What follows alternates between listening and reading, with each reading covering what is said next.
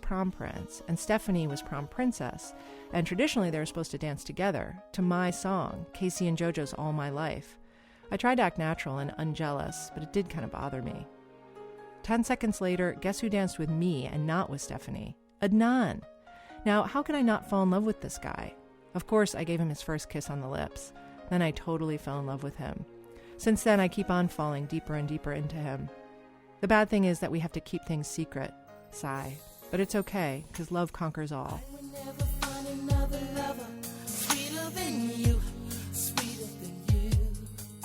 For a while, I would notice they were flirting, and I would make fun of her about it. That's Aisha Pittman. She was in the Magnet program too. Hay was her best friend. She would show me notes that they shared, and then it just progressed from there. But it was a relationship that was constantly secret because neither of their families knew about it. So that just created much more of a her saying, "I'm going to be at your house, but really I'm going out with him," kind of thing. She would tell her parents she was at your place. Yeah, or others. Primarily mine, though. Just a lot of that sort of secrecy around it. We had a lot of real similar type of situations with our families. That's Adnan. Since he and Hay both had immigrant parents, they understood the expectations and the constraints. Do well in school, go to college, take care of your younger brother. And for Adnan, no girls. If a female friend rode in his car, for instance, she'd have to make sure not to leave any long hairs behind. Or if a girl gave Adnan a ride home, she'd have to drop him off down the block so his parents wouldn't see who was at the wheel. It was really easy to date someone that kind of lived within the same parameters that I did with regards to, she didn't have an expectation of me coming to her house for dinner with her family. She understood that, if she was to call my house and, speak to my mother or father, I would get in trouble, and vice versa.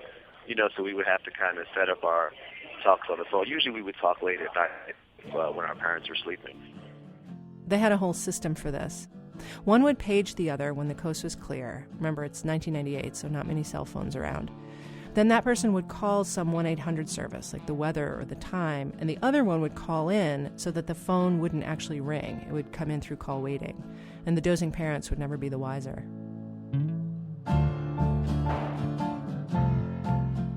At the trial, the state tried to paint a picture of Adnan as possessive of Hay, as controlling. When I spoke to Hay's closest friends about that, a couple of them did say that he seemed to be over-involved with her somehow, though they couldn't come up with many examples. 2 people remembered a time when Adnan showed up uninvited to a girls' trip to an amusement park. Aisha Pittman was one of them. She remembers nothing positive about their relationship anymore, though by her own admission, she doesn't know whether her memories are colored by what came later. I think it was probably mostly normal, but things that, he kind of just always generally annoyed me because just the constant paging her if she was out. He's like, well, I just wanted to know where you were. And it's like, I told you where I was going to be. If she was at my house and we were having a girls' night, he would stop by, he would walk over and try to come hang out. And it's just have some space. And it's one of those things, at first, it's like, oh, it's so cute, your boyfriend's dropping by. But then the 10th time, it's like, really? Did Hay ever seem freaked out by it? No, but I don't think I was ever freaked out by it in the moment. Here's Hay's take on one of those impromptu visits Aisha's talking about. On July 16th, she writes, quote, Adnan dropped by Aisha's late with carrot cake. So, yeah, Hay does not describe Adnan as overbearing or possessive in her diary. Though she does mention a couple of moments when she's mad at him, like, quote, how dare he get mad at me for planning to hang with Isha? Or a time when he was nasty to her because she didn't respond to his messages fast enough. But mostly these incidents seem to be tit for tat. Quote, I'm in a real attitude and Adnan is not helping, she writes on June 15th. He hasn't called me since 12:30 this afternoon and it's definitely pushing me to the edge. I think I'm going to pick a fight, unquote. Hay's friends say she had a strong personality and strong opinions. She was no pushover. When she was pissed at Adnan, she let him know. But by far, the majority of her diary entries are about how much she likes and loves him. I stopped counting. There were so many wonderfuls and sweetest and best boyfriend in the world. Mostly, I heard stuff like this from their friends. Here's Becky Klein. Back then, she was Becky Walker. It's just a silly teenage high school relationship. I remember a lot of teasing and a lot of, hand-holding, arms around each other. I don't really remember anything weird or anything that stands out. They hung around all that summer before senior year. They'd meet up after work and drive around. They were 17, they were in love, they were active. They'd have sex whenever and wherever possible, sometimes at motels or in the car or at a park or at other people's houses or apartments. Sometimes they'd fight, and then they'd quickly make up. A couple of times, Hay called it off, but then would ask for Adnan back after a day or 2 or 3.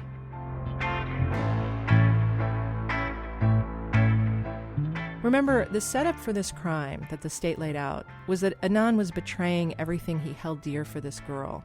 As a good Muslim, he was not supposed to be dating, and so he was sacrificing his religion and lying to his family, all just so he could be with her, and it twisted him up inside.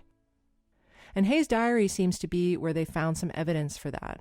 In fact, they had a friend of Hay's, Debbie Warren, read excerpts from it on the witness stand. Quote, "I like him. No, I love him," she read at trial. It's dated May 15th. Quote, "It's just all the things that stand in the middle. His religion and Muslim customs are the main thing. It irks me to know that I'm against his religion. He called me a devil a few times. I know he was only joking. It's somewhat true." And then there's this, which wasn't read at trial, but is from July when Adnan went to an Islamic conference in Texas with his dad. This is the most distressed Hay gets on the topic. When I read it, I thought, whoa, this does not look so good for Adnan. Quote, "I keep crying over the phone because I miss him so much," she writes. "He told me that his religion means life to him. He tried to remain a faithful Muslim all his life, but he fell in love with me, which is a great sin. But he told me there is no way he'll ever leave me because he can't imagine a life without me. Then he said that one day he would have to choose between me and his religion. I love him so much, and when it comes to choosing, I'm going to let him go his way. I hate the fact that I'm the cause of his sin. He said that I shouldn't feel like I'm pulling him away from his religion, but hello, that's exactly what I'm doing." So, yeah, anytime someone's writing stuff down like sin and devil and religion means life in reference to their secret relationship, that's not good. But ask the Muslim in question about it, and it all sounds so much smaller. I may have said it as a joke, like, oh man, hey, I can't, I'm going to hell because I'm dating you or something, but I never meant it in the type of way that it seems that she took it. Adnan claims he just wasn't that religious. He was going to clubs and having sex with girls and smoking weed from the time he was 14 or 15. Culturally, yes, a Muslim, but the rest, he says, not so much. So passages like this, he says he doesn't really recognize himself in them. I never really felt as if, Hay is tearing me away from my religion. And I never, only till I read her diary that I really kind of understood that, wow, this is the perception that she kind of had. Just like the gravity and the magnitude with which she took these things, I didn't really feel that way about these things. Maybe it seems convenient for me to say that now, but the only thing that I could say to kind of, I don't want to say prove it in a way, is that my behavior didn't change once I stopped, once Hay broke up with me or once, we broke up or whatever. It's not like, all of a sudden I'm like, okay, this whole big sin is out of my life. No, it just, I just continue with the same type of behavior. It was just different people. Religious stuff aside, the state said Adnan was guilt-ridden over lying to his family about Hay. But he says he wasn't all that bothered by that. He figured he was a pretty good kid. He was doing well in school, he had a job, he was volunteering at the mosque. Why shouldn't he have some fun? And in the pantheon of ways a teenager could have been disrespectful or deceitful to his parents, he thought this rated pretty low. Yeah, my name is Shamim Rahman, and I'm the mother of Adnan Syed. Adnan did most of his lying to his mother. She figured out something was up pretty early on. She'd found Adnan's crown from prom in the basement where he tried to stash it, along with his tux. Shamim came to the United States in 1976. Her husband was already here working as an engineer for the state of Maryland. She's from Peshawar in Pakistan, where you do not date. You are either married or unmarried. There's not much of a middle ground. So Adnan's girl contact put Shamim in a state of high alert. She would check the mileage on his car to see if he'd driven farther than he said. She eavesdropped when he talked to girls on the phone. I know this makes Shamim sound terrifying, but she's not at all. She adores Adnan, her middle son. Yeah, he will talk to the girls, yes. I will pick up the phone or I'll. And would he know? Would he say, like, Mom, hang up the phone? Yeah, he'll say, Mom, I know you're listening to me. Yes, I say, Adnan, I'm here. You say, Mom, stop, listening to us, And was that conflict, it must have been sort of constant. Of course, yeah, because for me it was unacceptable. Yeah. So we used to argue a lot. I say, no, you cannot do that. You cannot. If you like somebody, it's all right, you can get married, but not without marriage, you cannot. Of course, me and Adnan had a problem. Adnan's father was a little more loose about He it? was, my whole family was loose. Even my older son, he say, Mom, everybody's doing it. Even my husband say, that all the boys are doing it, but I say, no, not my children. Adnan wasn't getting punished for any of this. It wasn't as if he were about to get kicked out of the house. More like he was being reminded of his responsibilities, both at home and at his mother's request by his youth leader at the mosque. Then came the homecoming dance in the fall of senior year. Adnan and Hay had been together for about 7 months by then. This dance would become a big deal at trial, proof of just how fraught their whole relationship was and how tormented Adnan was about his double life. Here's what happened. Adnan's parents got wind that very night that he had taken Hay to homecoming. Adnan says this kind of thing happens in their community all the time. Someone sees someone else's kid at a dance or at the mall, and before you can even hide behind a potted plant, 4 aunties are on the phone to the kid's mother. Anyway, this time, Adnan's parents did not wait to deal with it at home. They showed up at the dance and chastised him, made a scene. The prosecutors argued that this scene would come to haunt him until the day he killed Hay. Here's what prosecutor Casey Murphy told the jury about the moment when she says Adnan strangled Hay. What is it that this defendant saw on January 13th when he looked down at Hay Lee? Then she lists a couple things and says this. Quote, he saw his parents standing at the window of the homecoming dance. He saw his mother raise her voice at Hay Lee in front of his classmates. Look what you're doing to our family. He saw the pain in his mother's face because she knew they were together. And he saw himself, in the end, standing there with nothing to show for it but a guilty conscience and a pack of lies in which he cloaked himself. Now, compare that with how Adnan's best friend Saad remembers the homecoming debacle. He comes home at like 11 p.m. or like 12 midnight, and I'm like, what happened at your homecoming? And he's like, you're not going to believe this. I'm like, what? He's like, my mom and my dad showed up. And I'm like, what? And we're dying laughing on the phone about this. Just this is our world. And I'm like, what happened? They're like, they showed up, they made me leave, and everyone saw it, how literally my parents pulled me out of this relationship. I've come across dozens of bits of evidence like this, information that can either mean one thing or perhaps its opposite, depending on who's talking. Adnan's cell phone, for example. He bought it just 2 days before Hay disappeared.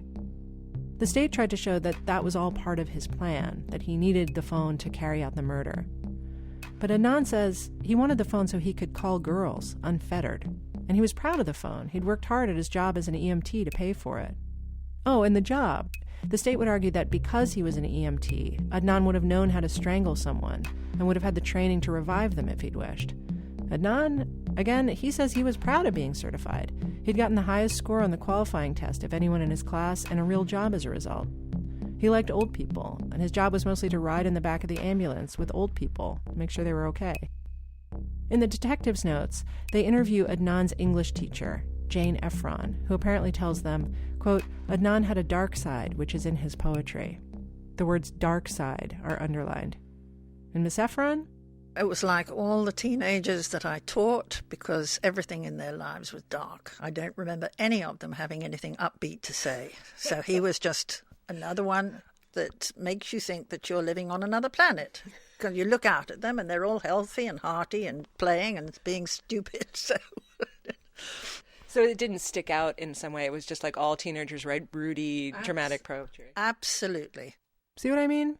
All this information, every scrap, it's currency for whatever side you're on. It's spin. And the trouble with spin is that you can't totally disregard it, because swirling around somewhere inside, some tendril of it is true. Saad Chowdhury thinks Adnan is innocent, so for him, the homecoming story is also innocent.